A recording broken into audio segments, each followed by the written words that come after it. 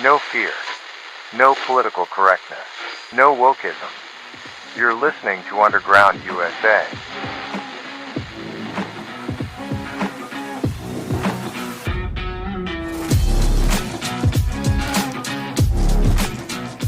Before we get into today's episode on Talkback with Chuck Wilder, which is based primarily on the most recent piece that I wrote, Do We Really Understand the Meaning of Freedom? It's important that we realize that we have a bastardized concept of freedom right now in the United States.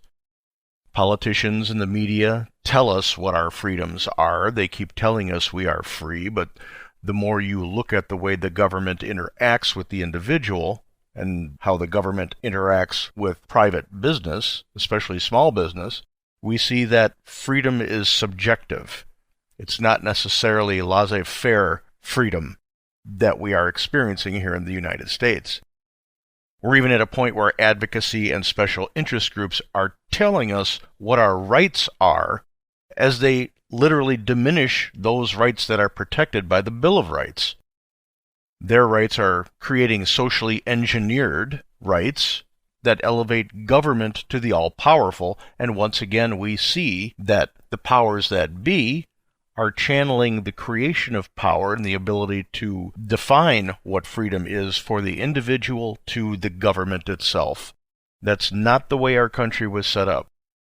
Our founders and framers created the United States and the union between the 50 separate states with 50 separate constitutions to elevate the individual, to support the individual, to celebrate the diversity of individualism, not the diversity of factions. So when we hear people talking about how free we are, yes, we probably are some of the freest people in the world, but it's not the freedom that they shop to us. It's the freedom that they want to install for us. Progressives are notorious for redefining words. They redefine the Constitution into a living document that they believe is malleable, and this is why you see the constant attack on the Second Amendment, the First Amendment, the Fourth Amendment, all of the Bill of Rights, as a matter of fact. It's all in their quest to be the definer of what rights are and what powers they have over us. And each of those small power grabs incrementally are empowering the government to do just that, to define for us what freedom is. If that wasn't evident during COVID, I don't know what was.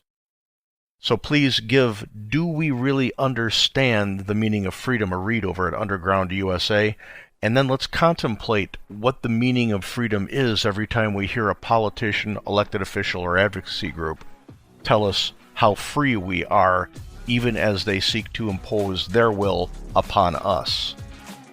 Right now, this morning's segment on Talkback with Chuck Wilder.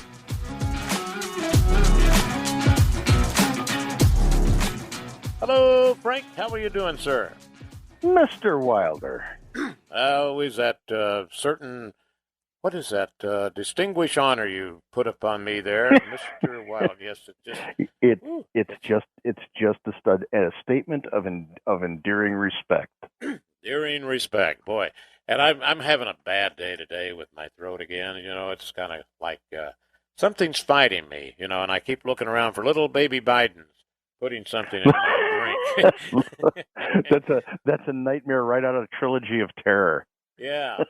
Well, you know, there's sure is a lot going on right now, and it seems to be, the whole thing is all of a sudden people are saying, wow, are they censoring stuff from us? Gee, look at all this that's going on, you know, and just, in the last 48 hours, you know, Elon Musk, and now, what was the one I was going to really bring up to you? Oh, yeah. After several flip-flops, the United States Secret Service has finally revealed its possession of more than 100 records related to yet another Hunter Biden scandal, and this has to do with his gun, you know? Do you think it's going to bust wide open? I certainly hope so. Oh, I don't know if it's going to bust wide open. The DOJ hasn't done anything to date besides say that they've got information about his computer, and they've got information about gun crimes, and they've got information about his illicit relationships with China and Ukraine, and a boatload of other issues, but they never act, and that's because the entirety of the executive branch of the DOJ, the people who run it, they have been politicized. And I was speaking about this with somebody else recently, and everybody wants to be amazed that they politicize the DOJ, they politicize the FBI. They're doing things for political reasons. This started under Bill Clinton. Oh, really? We wrote a book about this. I and a couple of the writers back when I had the New Media Journal, we wrote a book about this called The Fraudulent Center.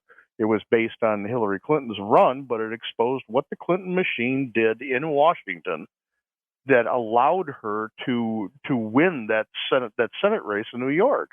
They had placed people in mid-level and lower upper levels at the DOJ and the FBI who would be careerists, whose only task was to block these sorts of things from coming to pass. If it was an investigation, it was going to get slow-walked. If it was something that should have been an indictment, it was going to get slow-walked or things were going to go missing.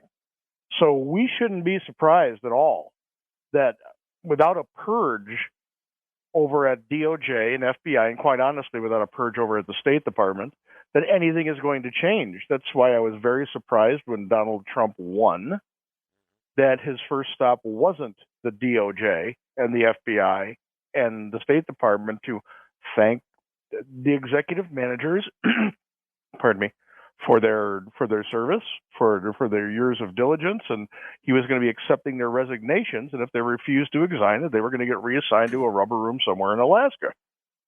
You know, I think a lot of people, Frank, they wonder, is it the problem, the main problem, the deep state? Is it Republicans for not standing up, to the beast, so to speak?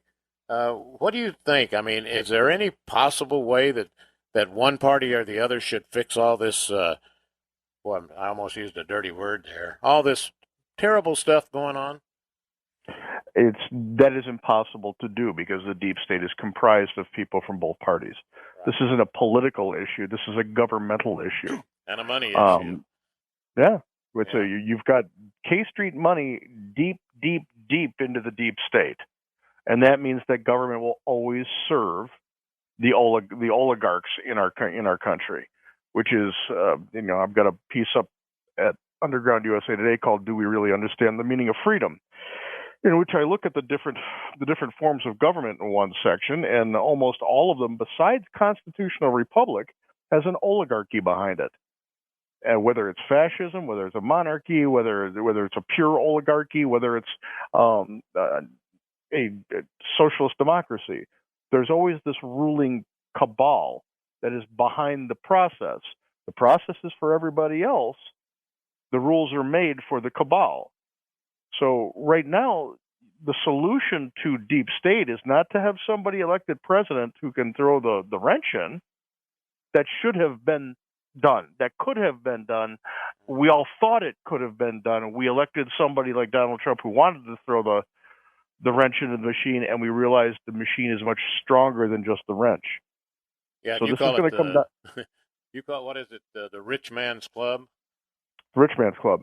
Yeah. This is going to land on the governors, and this is why there are certain people who are disappointed or don't believe that Ron DeSantis isn't running for president. But he has alluded to this several times in several speeches, where he believes that there is too much work to be done at the level of governorship, and that governors have to come together to effect solutions.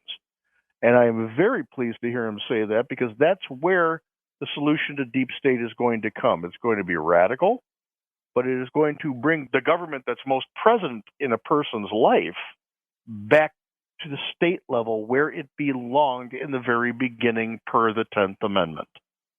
And right now, I think in your latest piece is you bring up there's that elite class, right? That kind of oligarchs, yeah.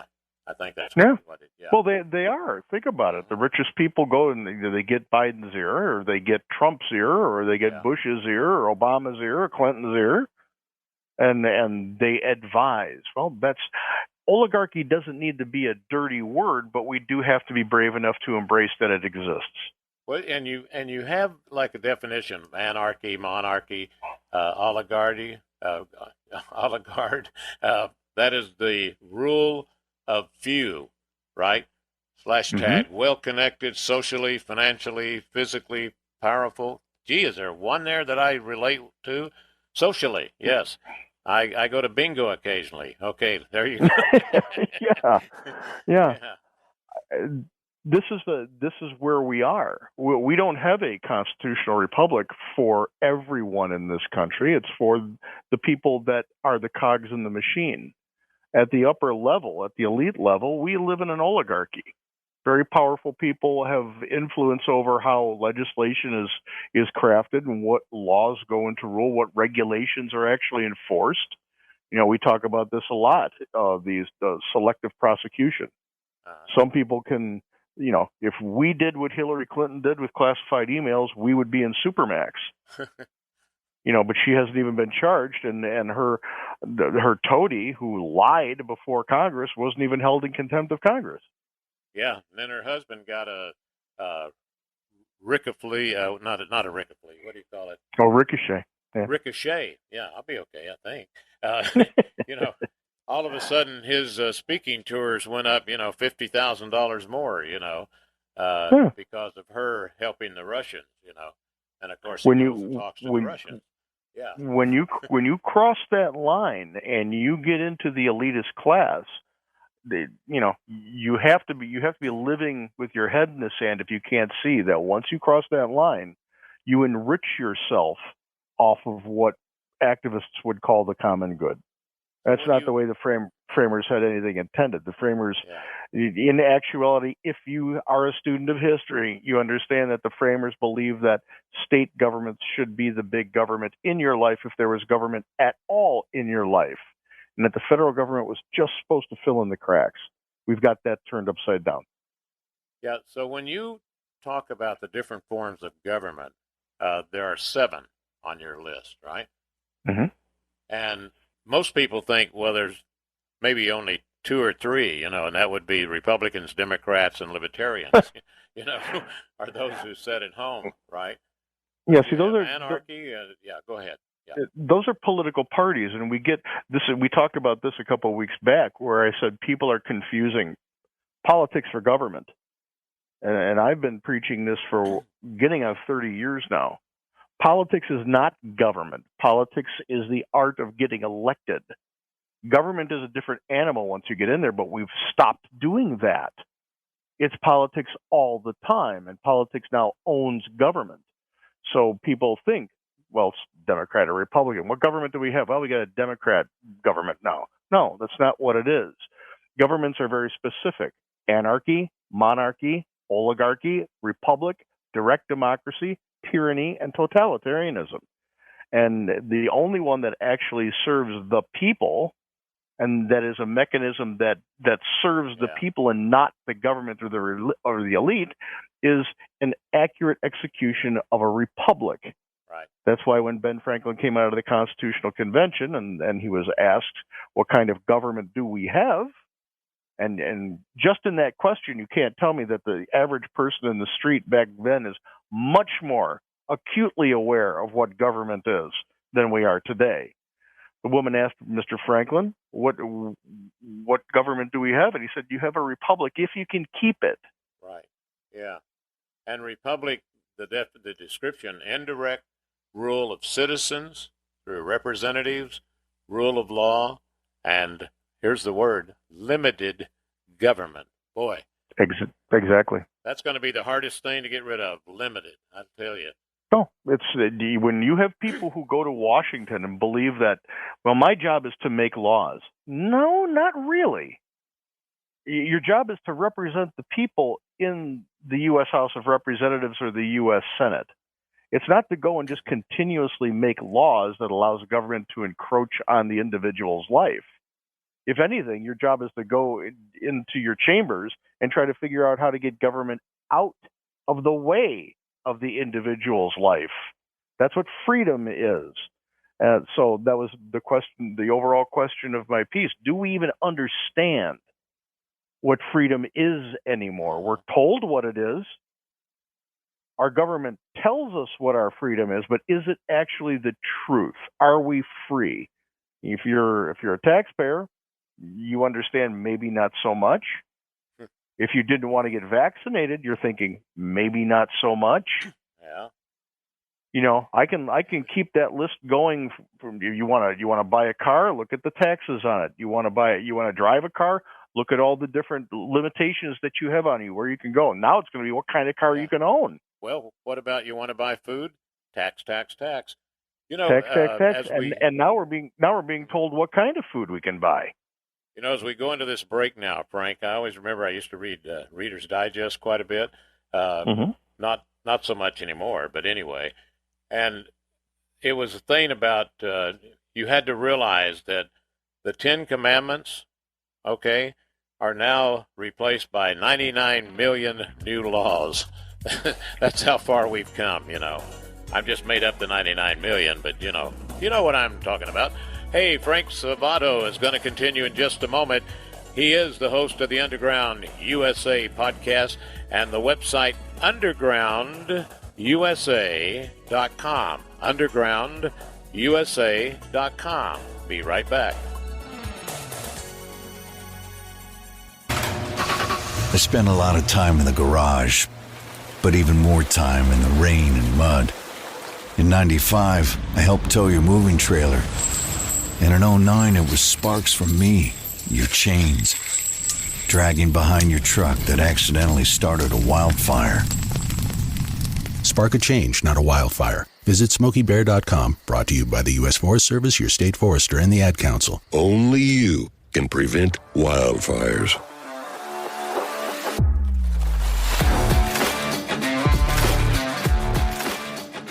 You know, you say that our framers established a republican based on a constitutional system of equality, appropriated representation in government that includes amendments consisting of a Bill of Rights. I'm trying to read my own thing here.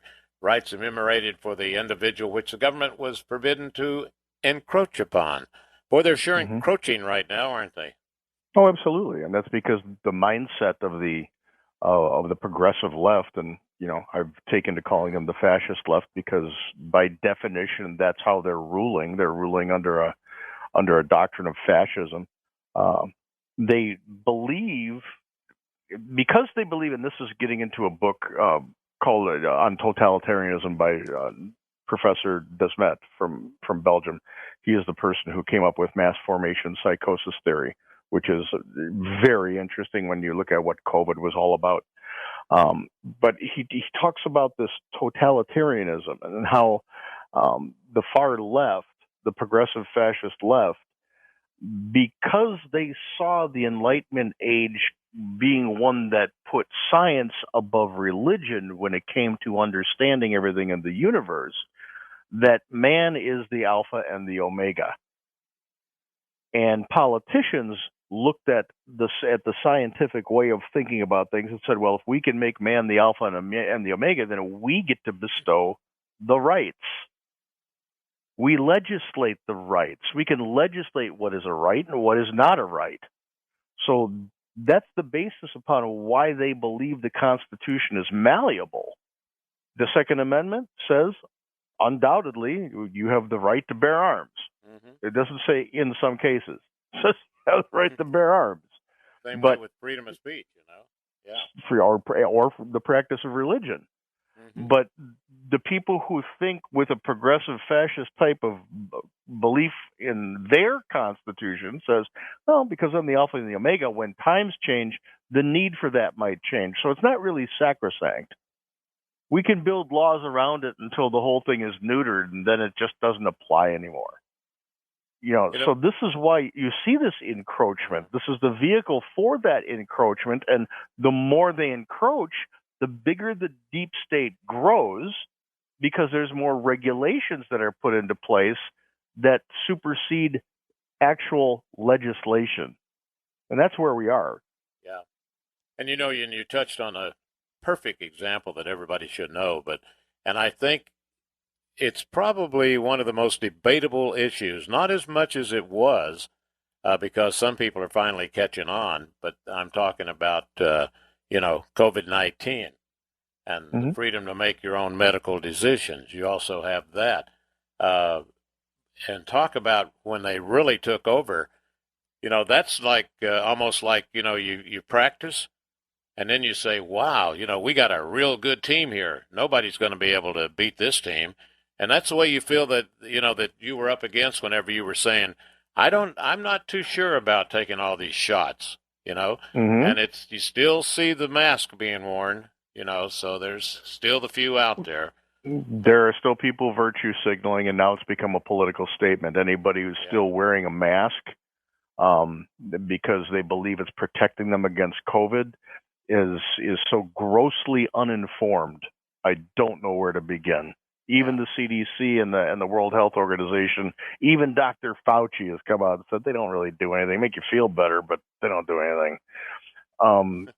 The COVID issue is a perfect example of when I keep saying fascism. It's a perfect example of how they're executing their fascist form of government over the constitutional form of government that we're supposed to have. The government couldn't come out and say, all right, if you don't, you have to we're mandating the vaccine. You have to have it. Every person in the United States has to have the vaccine. Otherwise, we can put you in prison. Well, that was never going to fly. So they mandated vaccines for federal workers, or you'll lose your job. And then they got into bed with big corporations to say, all you've got to do is mandate that your employees have it, or you can lay them off.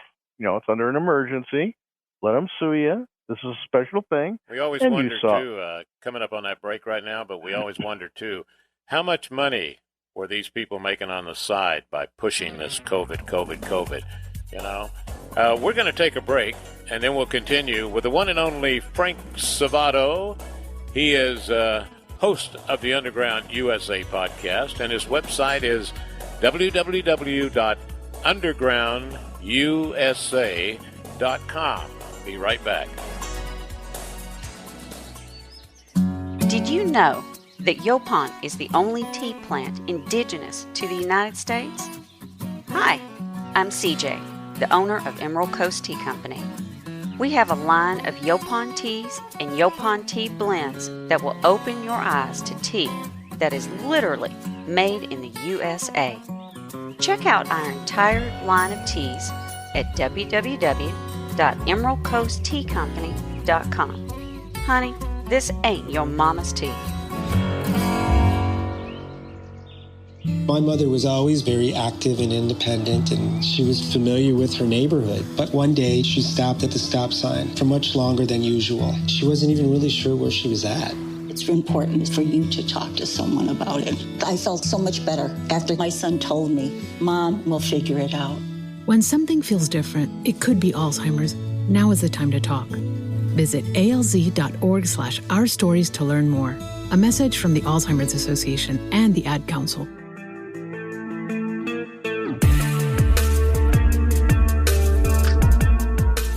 So all of a sudden, and you knew it was probably going to happen whenever this whole thing broke out on COVID, the government decided to go after people.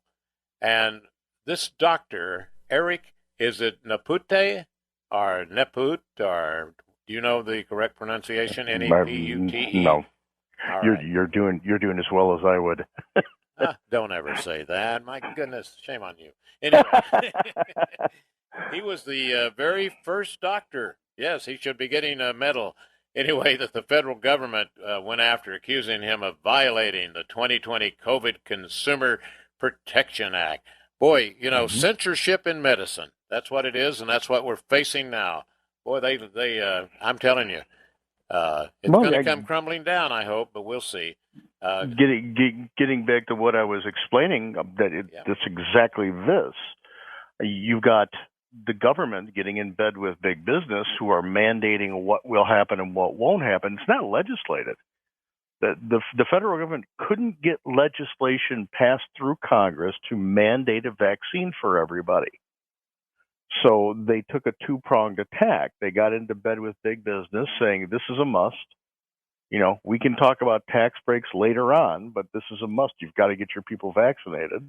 And the people who are either woke on the boards of these corporations or understood that doing a nicey nice for the government will down the road be a chit they could call in, started mandating things in the private sector that government couldn't legitimately pass through legislation.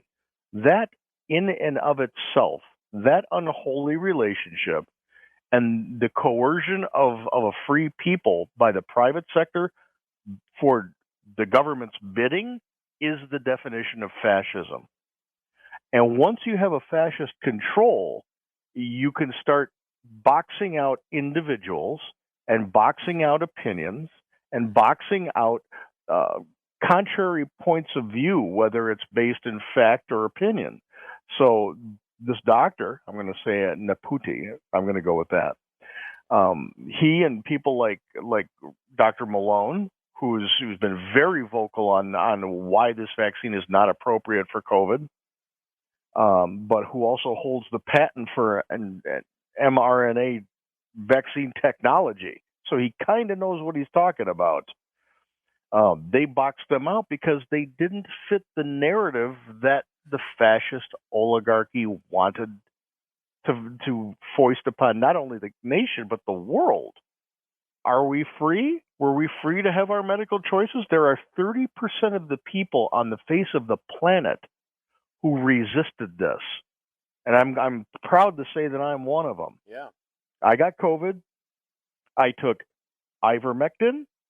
I took a tincture based in hydroxychloroquine. I took zinc. I took D. I took C. I drank my water. And boy, I was done with it in 3 days. And now I have natural immunity, which now all of the alphabet organizations say, you know what? Well, yeah, we were bad-mouthing natural immunity before. But it turns out that after we were allowed to study it for a little while, natural immunity is the best kind of immunity you could have. Yeah. Isn't it funny? Remember, there used to be an expression, it seemed like, well, take 2 aspirins and go to bed, right? Yeah. And the way the government is run now, you figure they would probably have a special deal, Bill Gates would now be in charge of buffering, okay? So you weren't allowed to say, take 2 aspirins and go to bed. No, it's take 4 bufferins and go to bed. My goodness. I mean, it's really almost that ridiculous, the way they just took over. It was like all of a sudden they've got a brand new pharmacy open, and it's called the USA government. And Pence, Pence, I think, is the one that led Trump wrong on the whole thing, Pence and Fauci, they were kind of together there, but I never had any faith in Pence. Everybody in Washington at that level, and I'm even going to allow this to include a little bit of Fauci, although I think he is an opportunistically evil man. Mm-hmm. He may be well educated in what he is educated in, but I think that he turned a corner somewhere in his career away from doing what was ethically and morally good for humanity, and really engaged in some dark, nasty stuff. And he's lying about it. And that's my opinion. That's my opinion. Yeah, the Chinese factor on him. Yeah, that's my opinion. So I don't need the evil elf during the time of Christmas, the Fauci on the shelf, to come after me and try to sue me.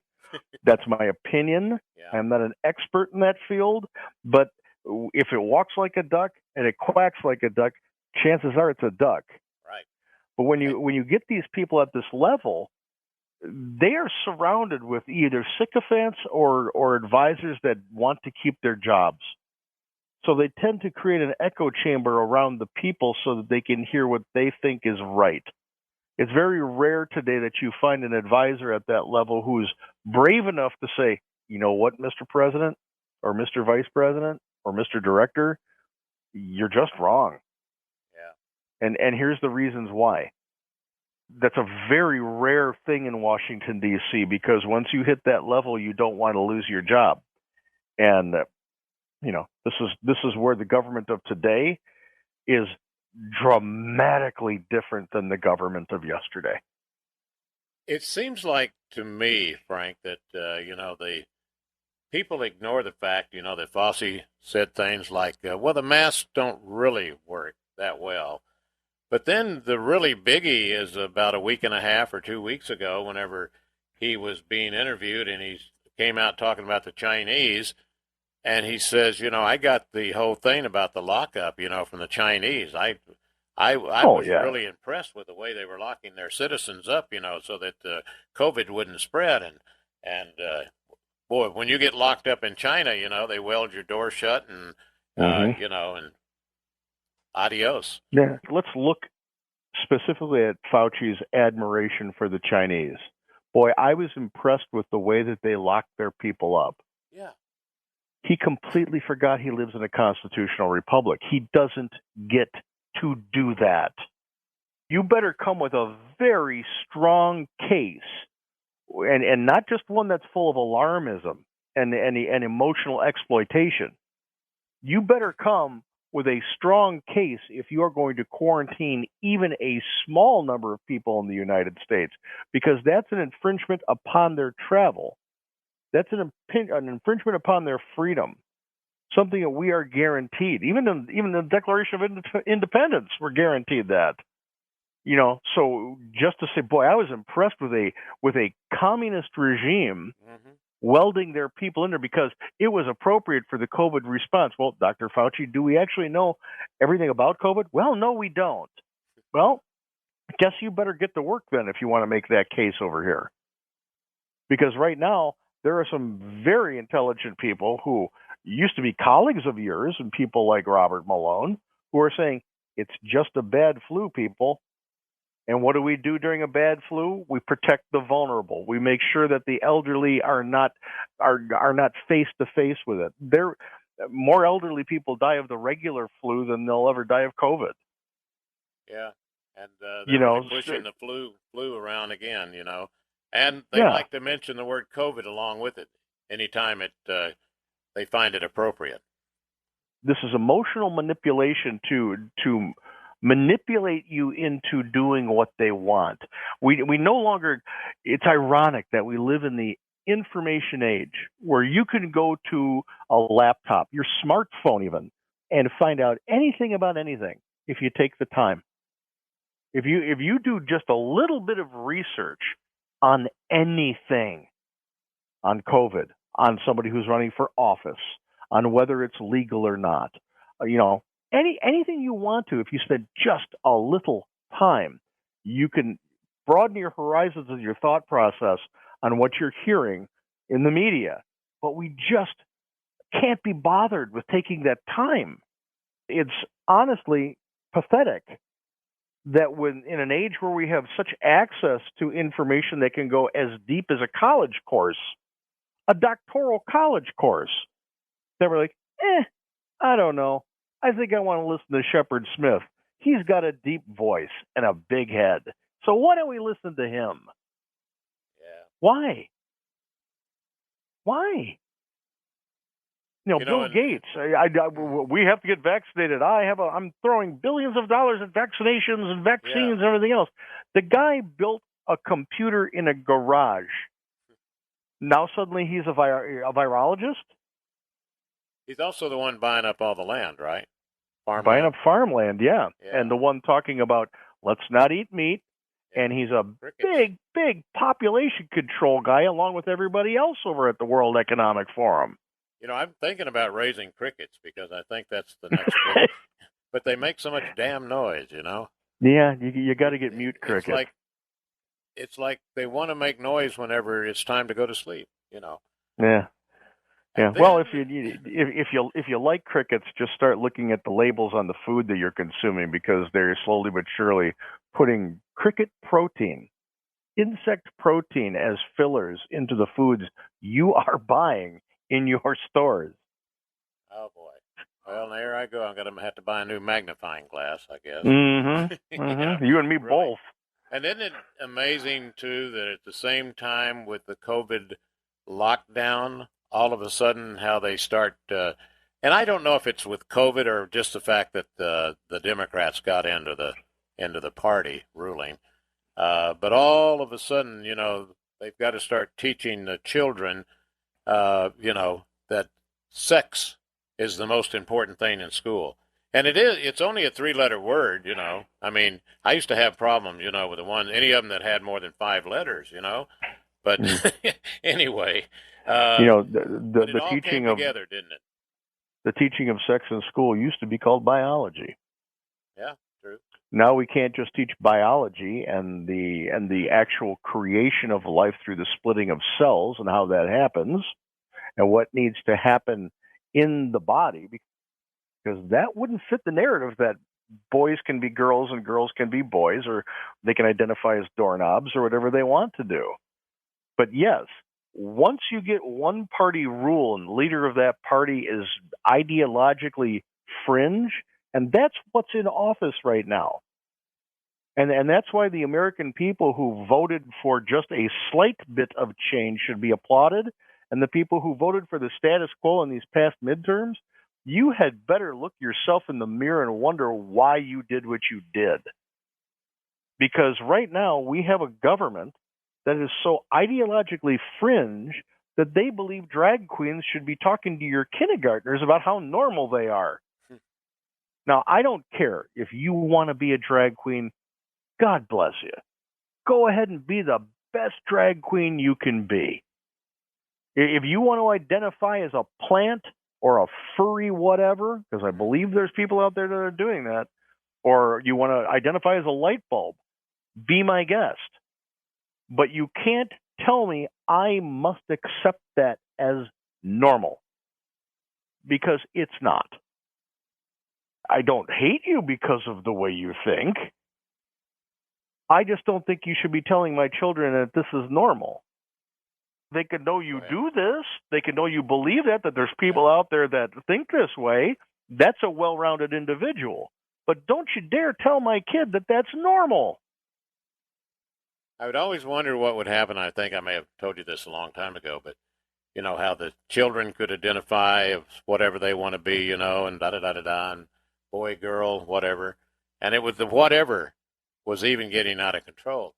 And I said, I would love for some little boy or girl, maybe in the 6th or 7th grade, to identify as a donkey and, let it go for about 3 days. And then on the 4th day, have a gentleman, or a couple of gentlemen, bring in a bale of hay, when it was like noontime, for lunch. You've got to see what kind of reflection and flashback you'd get. And yeah, that's the government subsidized lunch program for donkeys. Yeah, but all of a sudden you can identify as everything but an animal. All of a sudden, there is a heart-wrenching and shocking podcast that Glenn Beck has out currently with a young girl. She's 18. That went through the trans process because at 13 she decided she wanted to be a boy. Yeah. And at 18, she is saying, I made the biggest mistake of my life. Why did adults let me do this? I was just a child. Was she the one that was also on Tucker Carlson? Because he had a lady who did that too. Yeah, same one? Yes.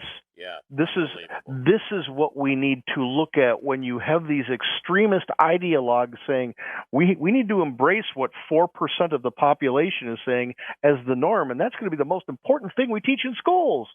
No. Boy, they want to make sure that doesn't pop up in schools, huh? No.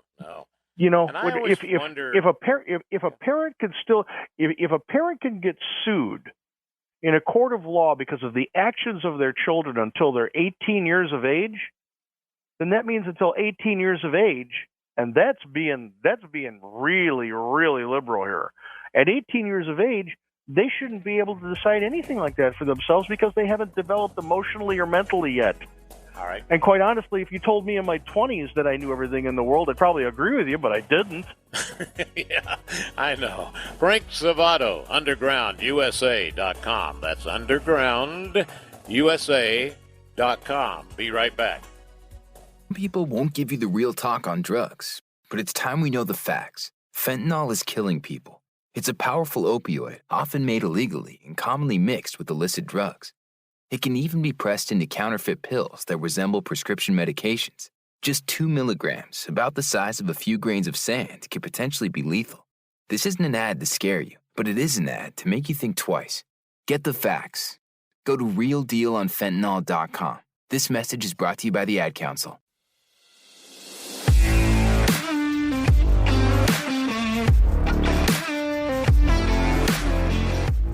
You also get into managing your own finances in your latest report. Boy, they just take care of everything, don't they? You know, what can we pick on now? You know, it's unbelievable. It's supposed to be the land of the free, huh? Happens when you have a government that is too big. There are too many elements that are able to look at all aspects of your life to figure out how they can tax, how they can control, and how they can socially engineer through emotional manipulation. That's why this behemoth centralized government was never, ever the vision of our framers. Ever. Centralized government was something that reminded our framers of monarchies and kings and courts and oligarchies. They wanted us as far away from that as possible, so we became a union of 50 separate states with 50 separate constitutions. And you can see when you try to reverse this in the decision with Roe versus Wade, where they overturned that, it wasn't that, abortion is illegal. That wasn't even close to what the Supreme Court said. What they said was, we never should have ruled on it because it's not an issue for the federal government. This is an issue for state governments. If California wants to abort people up to the age of Gavin Newsom, they can legislate that and try to make it happen. If Florida believes it's 12 weeks is enough or 15 weeks is enough, if you can't make up your mind by then it's unacceptable. Sorry, there's alternatives. Then Florida can do that. But that's the beauty of the American experiment. We aren't all gray cogs in the machine. Even our states aren't gray cogs in the machine. We specialize in different things. What's intrinsic in Florida is not intrinsic in Montana. What is important to the urban centers of Illinois, New York, and L.A. are not necessarily cogent to places like Kansas City. But that's the beauty of America. And the left just wants to say, what's the easiest path to control? Yeah. How do we control them all? Let's make them all the same.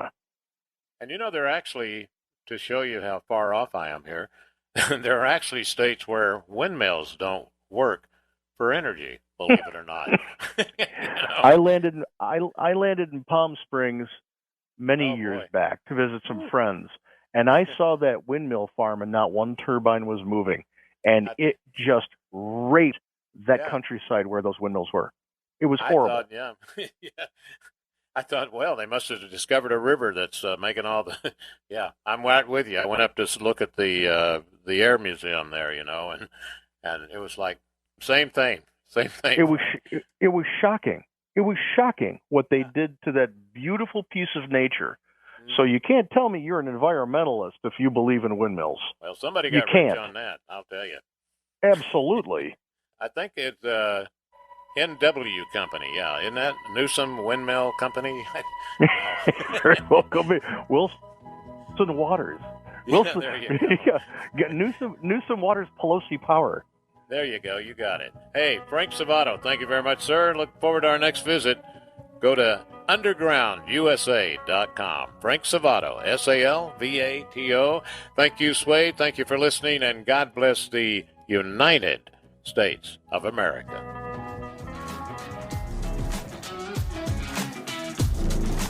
Please rate the podcast, leave a comment if you can. We are now hosted on Substack, so get the Substack app and subscribe to Underground USA and get involved in the chat on each of these episodes and each of the articles. Your voice can be heard, and it cannot be censored by anybody at Facebook or Twitter there. It's exclusively ours. Be sure to sign up for the Substack also at undergroundusa.com. You're listening to Underground USA, and my name is Frank Salvato. We'll be right back.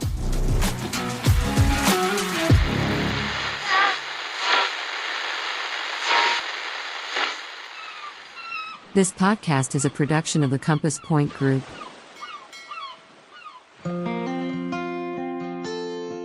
Hey, this is Judson Carroll with the Southern Appalachian Herbs Podcast.